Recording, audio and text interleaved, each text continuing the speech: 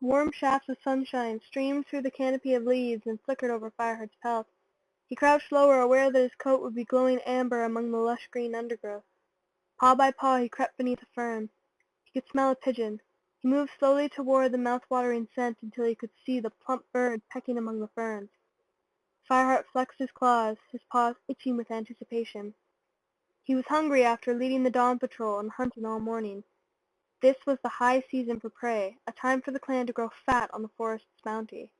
And although there had been little rain since the new-laid floods, the woods were rich with food. After stalking the fresh kill pile back at the camp, it was time for Fireheart to hunt for himself. He tensed, his muscles ready to leap. Suddenly, a second scent wafted toward him on the dry breeze.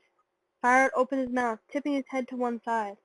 The pigeon must have smelled it too, for its head shot up and it began to unfold its wings, but it was too late. A rush of white fur shot out from under some brambles. Fireheart stared in surprise as the cat pounced on the startled bird, pinning it to the ground with his front paws before finishing it off with a swift bite to the neck. The delicious smell of fresh kill filled Fireheart's nostrils. He stood up and padded out of the undergrowth toward the fluffy white tom. "Well caught, Cloudpaw," he meowed. "I didn't see you coming until it was too late." "Nor did this stupid bird," crowed Cloudpaw, flicking his tail smugly. Fireheart felt his shoulders tense. Cloudpaw was his apprentice as well as his sister's son. It was Fireheart's responsibility to teach him the skills of a clan warrior and how to respect the warrior code. The young Tom was undeniably a good hunter, but Fireheart couldn't help wishing that he would learn a little humility. Deep down, he sometimes wondered if Cloudpaw would ever understand the importance of the warrior code, the moon's old tradition of loyalty and ritual that had been passed down through generations of cats in the forest. But Cloudpaw had been born in Two Leg Place to Fireheart's kitty pet sister Princess and brought to ThunderClan by Fireheart as a tiny kit. Fireheart knew from his own bitter experience that clan cats had no respect for kitty pets. Fireheart had spent the first 6 moons living with Two Legs, and there were cats in his clan that would never let him forget the fact that he was not forest-born. He twitched his ears impatiently. He knew he did everything he could to prove his loyalty to the clan, but his stubborn apprentice was a different matter. If Cloudpaw was going to earn any sympathy from his clanmates, he was going to have to lose some of his arrogance. "It's just as well you're so quick," Fireheart pointed out. "You were upwind. I could smell you, even if I couldn't see you, and so could the bird." Cloudpaw's long snowy fur bristled and he snapped back. "I know I was upwind, but I could tell this dumb dove wasn't going to be hard to catch whether he smelled me or not." The young cat stared defiantly into Fireheart's eyes, and Fireheart felt his annoyance turning to anger. "It's a pigeon, not a dove," he spat, "and a true warrior shows more respect for the prey that feeds his clan." "Yeah, right," retorted Cloudpaw. "I didn't see Thornpaw show much respect for that squirrel he dragged back into camp yesterday. He said it was so dopey a kit could have caught it." "Thornpaw is just an apprentice," Fireheart growled. "Like you, he still has a lot to learn." "Well, I caught it, didn't I?" grumbled Cloudpaw, prodding the pigeon with a sullen paw. "There's more to being a warrior than catching pigeons." "I'm faster than Brightpaw and stronger than Thornpaw," Cloudpaw spat back. "What more do you want?" "Your den mates would know that a warrior never attacks with the wind behind him." Fireheart knew he shouldn't let himself be drawn into an argument, but his apprentice's stubbornness infuriated him like a tick in his ear. "Big deal. You might have been downwind like a good warrior, but I got to the pigeon first." Cloudpaw raised his voice in an angry yowl. "Be quiet," Fireheart hissed, suddenly distracted. He lifted his head and sniffed the air. The forest seemed strangely silent, and Cloudpaw's loud meows were echoing too loudly through the trees. "What's the matter?" Cloudpaw glanced around. "I can't smell anything." "Neither can I," Fireheart admitted. "So what are you worried about?" "Tiger Claw," Fireheart answered bluntly. The dark warrior had been prowling through his dreams since Bluestar had banished him from the clan a quarter moon ago. Tiger Claw had tried to kill the ThunderClan leader, but Fireheart had stopped him and exposed his long-hidden treachery to the whole clan. There had been no sign of Tiger Claw since, but Fireheart felt icy claws of fear pricking at his heart now as he listened to the stillness of the forest. It seemed to be listening too, holding its breath, and Tiger Claw's parting words echoed in Fireheart's mind. "Keep your eyes open, Fireheart. Keep your ears pricked. Keep looking behind you, because one day I'll find you, and then you'll be crow food." Cloudpaw's mew broke the silence. "What would Tiger Claw be doing around here?" he scoffed. "Bluestar exiled him." "I know," Fireheart agreed, "and only StarClan knows where he went, but Tiger Claw made it clear that we'd not seen the last of him." "I'm not scared of that traitor." "Well, you should be," hissed Fireheart. "Tiger Claw knows the woods as well as any cat in ThunderClan. He'd tear you to shreds if he got a chance." Cloudpaw snorted and circled his catch impatiently. "You've been no fun since Bluestar made you deputy. I'm not hanging around if you're just going to waste the morning trying to scare me with nursery tales. I'm meant to be hunting for the clan elders." And he dashed away into the brambles, leaving the lifeless pigeon lying on the earth. "Cloudpaw, come back!" Fireheart yelled furiously, then shook his head. "Let Tigerclaw have the young mouse-brained idiot," he muttered to himself. Lashing his tail, he snatched up the pigeon and wondered whether to carry it back to the camp for Cloudpaw. A warrior should be responsible for his own fresh kill, he concluded, and tossed the pigeon into a thick clump of grass. He padded after it and flattened down the green stalks to cover the fat bird, wishing he could be sure that Cloudpaw would return and take it back with the rest of his catch to the hungry elders. If he doesn't bring it home with him, he can go hungry until he does, Fireheart decided. His apprentice had to learn that even in Greenleaf, prey should never be wasted. The sun rose higher, scorching the earth and sucking moisture from the leaves on the trees. Fireheart pricked his ears. The forest was still eerily quiet, and its creatures were hiding till the evening shade brought the relief from another day of glaring heat. The stillness unnerved him, and a flicker of doubt tugged at his belly. Perhaps he should go find Cloudpaw after all. "You tried to warn him about Tigerclaw." Fireheart could almost hear the familiar voice of his best friend, Graystripe, echoing in his head, and he winced as bittersweet memories flooded through him. It was exactly the sort of thing the former ThunderClan warrior would say to him right now. They had trained together as apprentices and fought beside each other until love and tragedy had torn them apart. Graystripe had fallen in love with a she-cat from another clan, but if Silverstream had not died in her kidding, perhaps Graystripe would have stayed with ThunderClan. Once more Fireheart remembered Graystripe carrying his 2 kits into the RiverClan territory, taking them to join their dead mother's clan. Fireheart's shoulders sagged. He missed his companionship of Graystripe, and still silently shared words with him almost every day. He knew his old friend so well it was always easy to imagine what Graystripe would say in reply. Fireheart shook away the memories with a flick of his ears. It was time he got back to camp. He was the deputy of ThunderClan now, and there were hunting parties and patrols to organize. Cloudpaw would have to manage alone. The ground was dry under paw as Fireheart raced through the woods to the top of the ravine where the camp lay.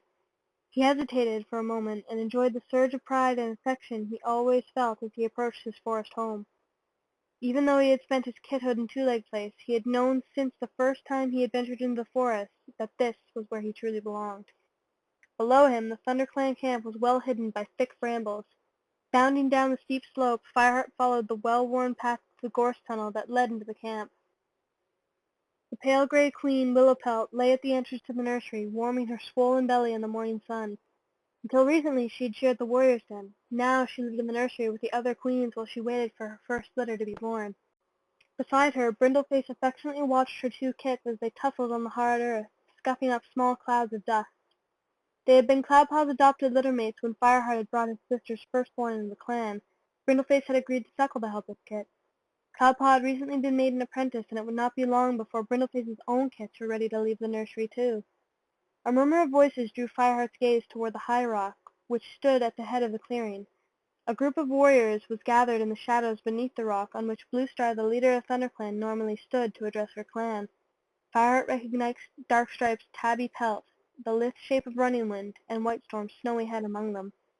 As Fireheart padded silently across the baked earth, Darkstripe's querulous mew sounded above the other voices. "So, who's going to lead the patrol at Sunhigh?" "Fireheart will decide when he returns from hunting," Whitestorm answered calmly. The elderly warrior was clearly reluctant to be stirred by Darkstripe's hostile tone. "He should be back by now," complained Dustpelt, a brown tabby who had been an apprentice at the same time as Fireheart. "I am back," Fireheart announced. He shouldered his way through the warriors to sit down beside Whitestorm. "Well, now that you're here, are you going to tell us who's going to lead the patrol at Sunhigh?" meowed Darkstripe. The silver tabby turned a cold gaze on Fireheart. Fireheart felt hot under his fur in spite of the shade cast by High Rock. Darkstripe had been closer to Tigerclaw than any other cat, and Fireheart couldn't help wondering about the depth of his loyalty, even though Darkstripe had chosen to stay when his former ally was exiled. "Longtail will lead the patrol," Fireheart meowed. Slowly, Darkstripe switched his gaze from Fireheart to Whitestorm, his whiskers twitching and his eyes glittering with scorn. Fireheart swallowed nervously, wondering if he had said something stupid. Longtail's out with his apprentice," explained Running Wind, looking awkward. "He and Swiftpaw won't be back till evening, remember?" Beside him, Dustpelt snorted scornfully. Fireheart gritted his teeth. "I should have known that. Running Wind, then. You can take Brackenfur and Dustpelt with you." "Brackenfur will never keep up with us," meowed Dustpelt. "He's still limping from the battle with the rogue cats." "Okay, okay!" Fireheart tried to disguise his mounting agitation. but he couldn't help feeling he was just plucking names at random as he ordered. Brackenfur can go hunting with Mousefur, and I'd like to hunt with them, Sandstorm offered. Fireheart blinked gratefully at the orange cat and went on. And Sandstorm. What about the patrol? It'll be past sun high if we don't decide soon, yawned Darkstripe. You can join Running Wind on the patrol, snapped Fireheart. And the evening patrol? Mousefur asked mildly. Fireheart stared back at the dusky brown she-cat, his mind suddenly blank. Whitestorm's rusty mews sounded beside Fireheart. I'd like to lead the evening patrol. Do you think Swiftpaw and Longtail would like to come with me when they return? Yes, of course. Fireheart looked around the circle of eyes and was relieved to see that they all seemed satisfied. The cats moved away, leaving Fireheart alone with Whitestorm. Thanks, he meowed, dipping his head to the old warrior. I guess I should have planned the patrols before now. It'll get easier, Whitestorm reassured him. We have all grown used to Tigerclaw telling us exactly what to do and when. Fireheart glanced away, his heart sinking. They're also bound to be more edgy than usual, Whitestorm went on. Tigerclaw's treachery has shaken the whole clan. Fireheart looked at the White Warrior and understood that Whitestorm was trying to encourage him. It was easy to forget that Tigerclaw's action had come as a massive shock to the rest of the clan. Fireheart had known for a long time that Tigerclaw's hunger for power had driven him to murder and lies, but the other cats had found it hard to believe that the fearless warrior would turn against his own clan. Whitestorm's word reminded Fireheart that even if he did not yet have Tigerclaw's confident authority, he would never betray his clan as Tigerclaw had done. Whitestorm's voice interrupted his thoughts. I must go and see Brindleface. She said there was something she wanted to talk to me about. He dipped his head. The warrior's respectful gesture took Fireheart by surprise, and he nodded awkwardly in reply. As he watched Whitestorm leave, Fireheart's belly growled with hunger, and he thought of the juicy pigeon Cloudpaw had caught. Whitestorm's ginger and white apprentice Brightpaw sat outside the apprentice den, and Fireheart wondered if she'd brought the elders any fresh kill. He padded over to the old tree stump where she was washing her tail. She lifted her head and mewed. Hello, Fireheart. Hi, Brightpaw.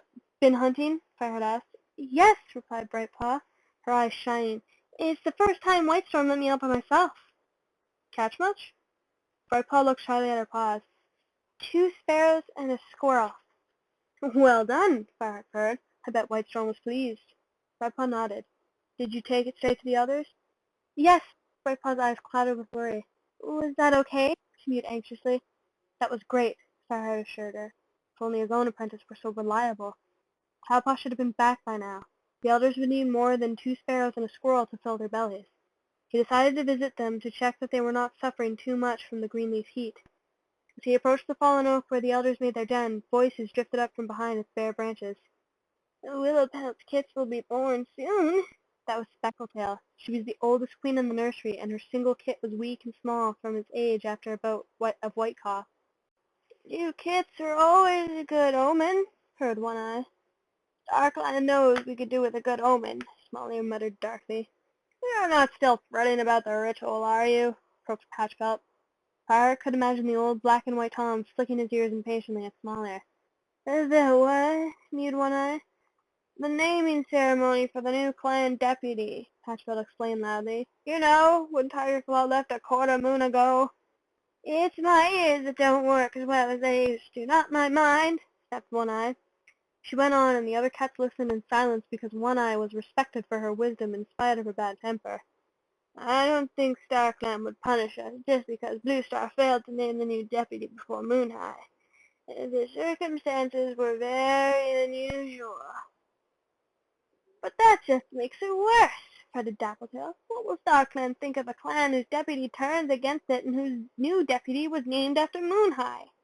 It looks as if we can't keep our cats loyal or even carry out the proper ceremonies. Fireheart felt an icy ripple along his spine.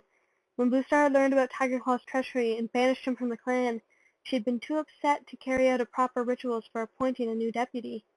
Fireheart had not been named as Tigerclaw's successor until the following day, and to many cats this was a very bad omen. Fireheart's naming broke with clan ritual for the first time I can remember, announced Smallear in a grave tone. I hate to say it, but I can't help feeling that his deputyship will be a dark time for ThunderClan. Patchpelt mewed in agreement, and Fireheart felt his heart pound as he waited for One Eye to calm the other's fears with her wise words. But for once she remained silent. Above him the fierce sun continued to shine in a clear blue sky, yet Fireheart felt chilled to the bone. He turned away from the elders then, unable to face them now, and paced anxiously along the edge of the clearing. As he approached the nursery, Fireheart stared at the ground, lost in thought. A sudden movement outside the nursery entrance made him look up. He froze, and his heart began to pound as he recognized Tiger Claw's amber eyes gleaming at him.